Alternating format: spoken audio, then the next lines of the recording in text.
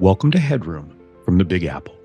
Yours truly has dropped in to bear witness to the largest collection of CEOs from around the world. YPO began in 1950 and to date has 30,000 global members representing 142 countries. The combined workforce of member-run companies exceeds 22 million employees with over $9 trillion in revenues. Join me inside the C-suite. This is Headroom. For those that follow the podcast and my efforts to tell stories, I'm often entertained prior to pressing the record button in getting to know the people that I'm spending time with. And I have a funny feeling that Simon Cohen here, he's the president and CEO of Henco Global, leading global logistics organization they happen to do logistics. They're a happy company out of Mexico. And I'm already thinking that Simon and I are going to have a great conversation. He's what I like to call, for those that know me, a good human. You can just tell. So Simon, talk about that. When we first met here moments ago, you mentioned happy, right? Sort of the emotion behind logistics. Tell me about the origins of that, because I think as a leader, that is something that probably makes you just a little bit different amongst the crowd. Correct. Yeah. Thank you very much for having me. Sure. It's a true honor. So a few years ago, when I started my business, I was totally devoted to making money. It was my ultimate goal and one and only goal. So I was totally working for money until life gave me, a surprise. So I was so stressed. I thought that I was going to die while traveling to China, and I was diagnosed with a heart problem. So, long story short, I don't want to take, the entire podcast in explaining what happened. But at age 32, when they tell you that you're going to die because you're too stressed and you're working your butt out, you need to change what you're doing. So I decided to change. One day I had this realization, this aha moment that made me just totally decide to be the happiest person on earth. So that's exactly what happened. I decided to change the way I lived my life, my personal life, my business life. And if you want to have a happy life, you have to be happy at work. You cannot stop living and go to work and be, just mad and not happy and then go back to your happy life. This is life. And life, it's only once, and life's too short to be happy only the weekends, right? So you cannot just stop your happy life and go to work and then come back to your happy life.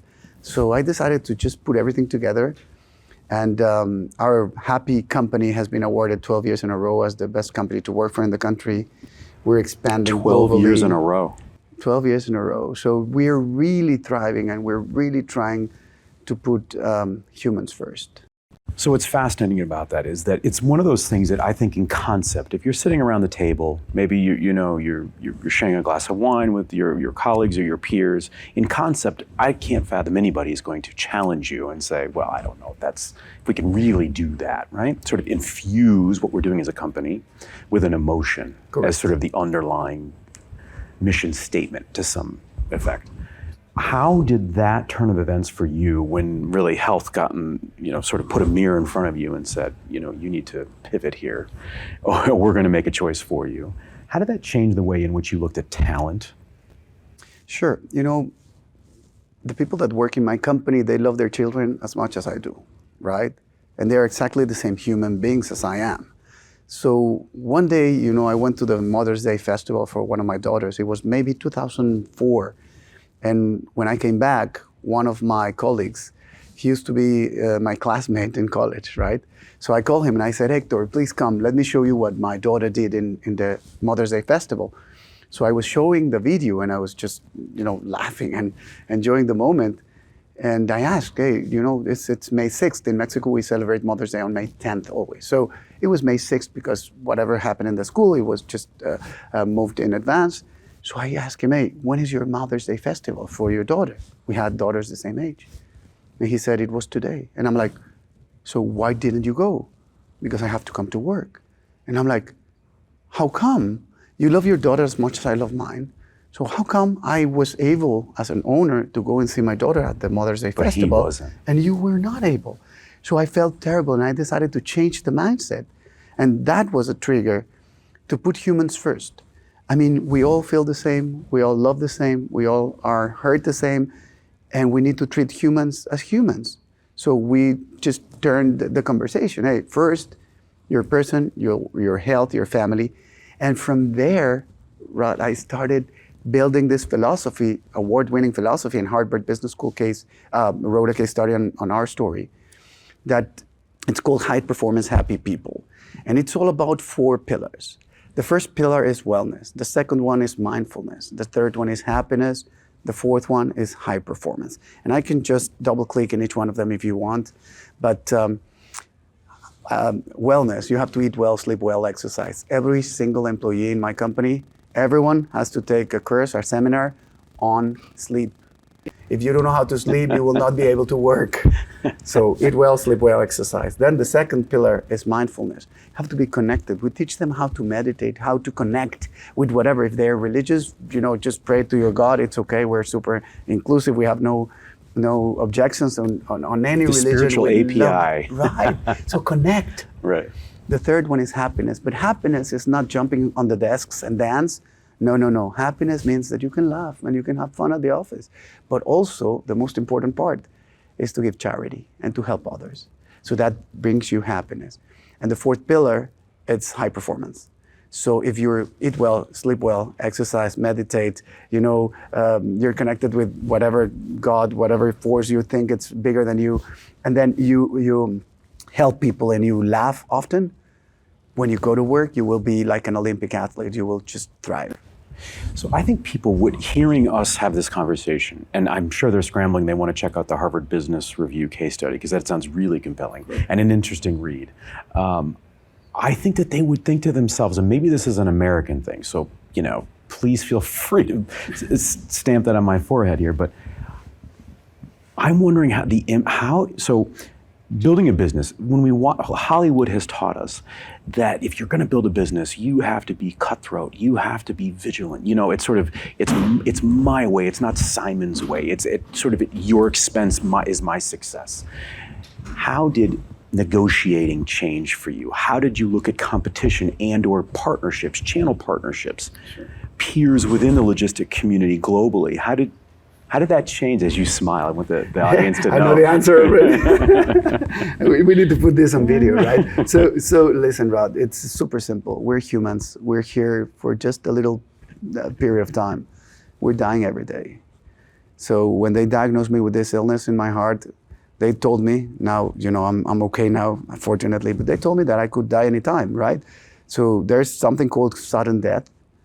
And they told me that I had, in my condition, it could happen, right? So I decided to be happy, during day, during night, with my friends, with my family, with my coworkers, and also with my competitors, with my suppliers. So we started this philosophy of bringing up, I would say, happiness or fulfillment, because it's different, I will explain later, to people's life. So in my town halls with all my people, what we do is we invite families. Bring your family, or we invite competitors to our podcast or our, let's say, broadcasts that we do. So why not? Why not changing your life in a good way? Why not being a giver instead of a taker? So there's 3 kinds of people, right? The givers, the takers, and the matchers. So the givers, we give and we're just all in. The takers, they take everything and they don't give away anything. And the matchers, if you give me, I will give you. If not, I won't. So we needed to change the mentality. So I am a very good friend. I'm very good friends with my competitors. Why not? They're humans. It happened that we are doing the same thing. We're working in the same industry, but why can't we be friends? Have you had moments where you see your competitor at maybe an event or in a social situation where you, in your heart of hearts, know, no pun intended talking about your heart health, but that your approach and your kindness, that's what I'm getting from you, the energy of kindness, that you see that it basically spills over into their practice in the way in which they lead. Have you had moments of maybe pride? I don't know how you would couch it. Absolutely, but my competitors ask me to go and give conferences and speeches to their companies, and I totally agree. Why not? Why not sharing this philosophy of well-being with people, right? They're humans. Headroom is produced by Old Soul. a one-stop marketing agency that understands the power of brand and nuance. Reach out to my guy Matt at Old Soul and supercharge your brand and content strategy. That's Old Soul. Shoot Matt a note at aoldsoul.com. That's AOLDSOUL.com. And now, back to our guest. So do you see yourself more as an ambassador? I don't know if an ambassador, but I just want to spread happiness, and my mission in life is, to spread happiness. Because I sense we're in a world now where there are boundaries and there are lines on maps and there are political maps, and right, everyone is supposed to pick a box, right? But I sense with you that there are no boundaries, and I don't mean that in a way like you, but sort of borderless by sort of previous or old conventions, which would say, if you're a CEO and I'm a CEO, then we're going to just sort of interact in the ways in which we protect sort of our home base, being our companies. And you're saying, well, no, let's break bread. Let's share the humanity. I'm not sharing my secret sauce on my business, right? I'm just sharing that you can be happy while working. And what is that? It's nothing. It should be the rule, not the exception. It seems also sneaky brilliant in a way when we think about retention of talent. Mm-hmm. Because there are, it feels like thousands of headlines of companies and all around the world just concerned about human capital and how to not only source it, but keep it. And keep them happy, right? Keep them happy. And this is magic, because the more you take care of your people, the more they take care of the company, right? So it's a virtuous circle, right? So what am I doing? I'm doing nothing different than what, our values in life should be, right? So I know no one that I ask him, hey, listen, do you want to be happy? And they come back saying, no, I want to suffer my entire life. Everybody wants to be happy, right? Everybody wants to have a fulfilled life. And everybody wants to have a meaning. How do you get meaning from life? The meaning comes from what you do, from your daily acts, from sharing a smile with someone, from changing someone else's life. So how are you going to do that every day? When you wake up in the morning and you go to the office and you drive, maybe the taxi driver that is next to you, he's just mad, but everybody's fighting a fight you know nothing about, right? So you have to be kind always, and he's just trying to, put his car in front of you, right? So just let him go and smile and just wave a hand, and that's it, and maybe that will make your day instead of, destroying your day. So it's a matter of attitude. It's a matter of trying to be, I would say, fulfilled. That's the word. That's the title of my book, Fulfilled. Fulfilled, yeah. Right. So my 10-year-old is a big fan of Back to the Future. Okay. And so if you and I get in a DeLorean, right, and we sort of go back and we watch you as a young boy amongst your classmates, would we be able to see the seeds already being sown into who you are today? Because I would imagine that there has to have been sort of rays of sunshine in that regard, of light, where you'd go like, Simon is a 10-year-old.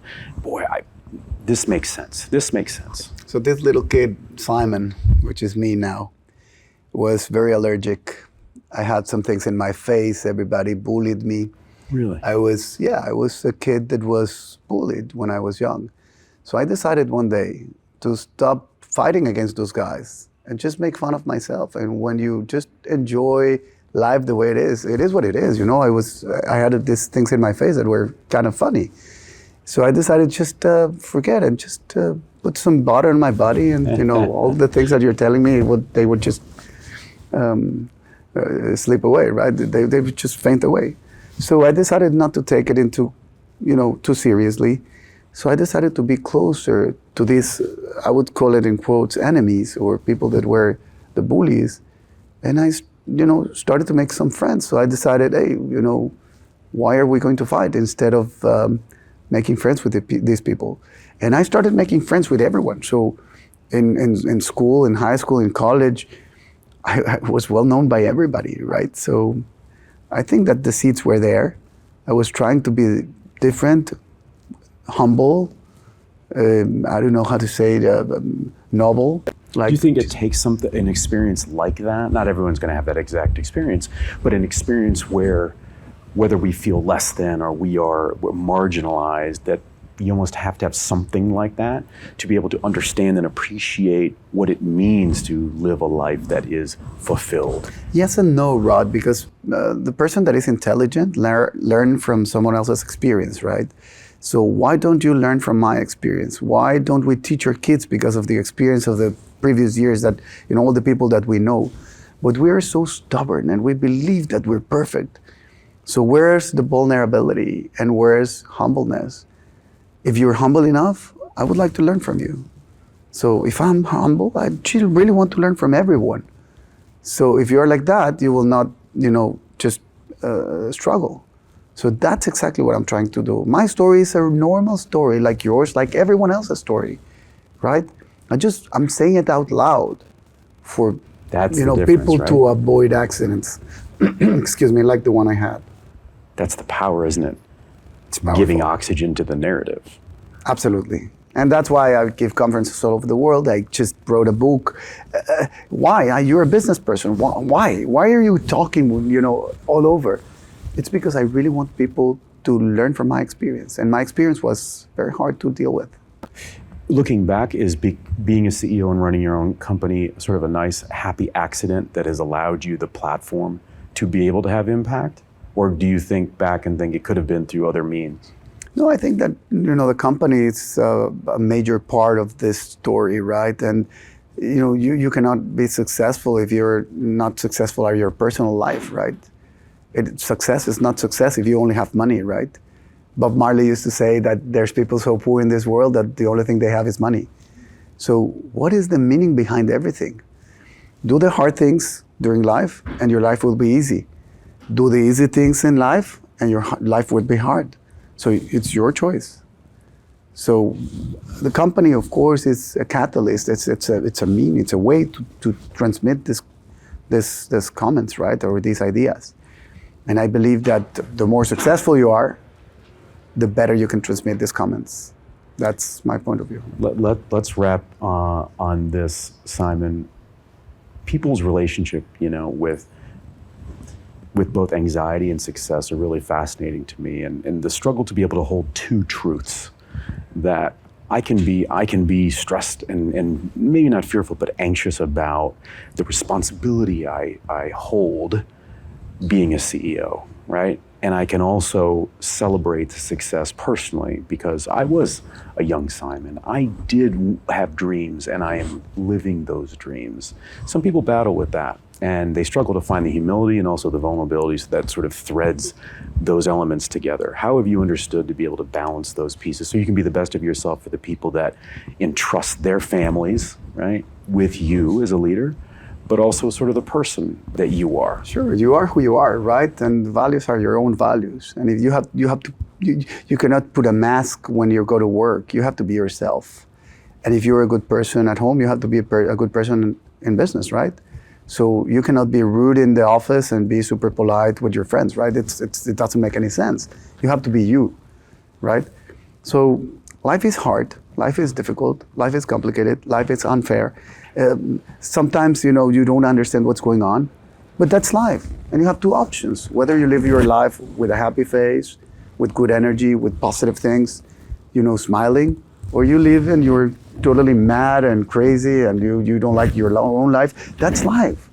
We're here to solve problems, Rod. We're not here for anything else. Life is about solving problems. And the more you go in life, the more problems you will have. That's it. That's life. Opportunities. But if you solve them correctly, you grow. And you have two options, as I said, either doing the right way or the wrong way. You choose. Simon, I want to make sure people can find your book. What's a good way to connect with you? Because I think they'll be the better for it. Sure. I am in Instagram and LinkedIn by Simon Cohen S. S as in salt at the end, Simon Cohen S. And the book is called Fulfilled, the secrets of an entrepreneur who, in search of success, found happiness. And in Spanish, for those of you Spanish-speaking people, it's called Pleno, los secretos de un empresario que buscando el éxito encontró la felicidad. I don't speak Spanish, but boy, that sounds even better than English. Sounds good, huh? Sounds sexy. Keep making people smile. You've made me smile today. What a treat to spend some time with you. Continued success, and I have no doubt that will be the case for you. Thank you, Simon. Thank you for having me here, and have a fulfilled life. Thanks for taking the plunge into Headroom, where we uncover the why behind the what and who impacting our lives. Headroom is a production of Rainlight and co-produced by our friends at Old Soul. I'm your host, Dr. Rod Berger, and this is Headroom.